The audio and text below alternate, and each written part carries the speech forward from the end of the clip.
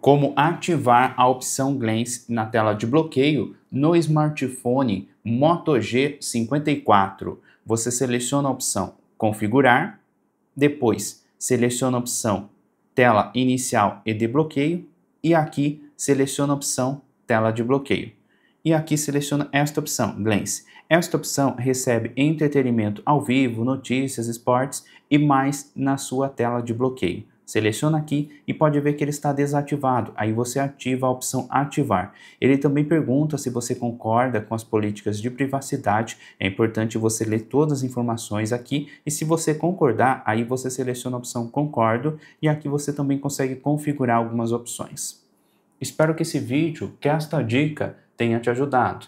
Não esqueça do seu like. Caso você ainda não seja inscrito, inscreva-se e veja outras dicas, outras informações desse smartphone aqui em nosso canal.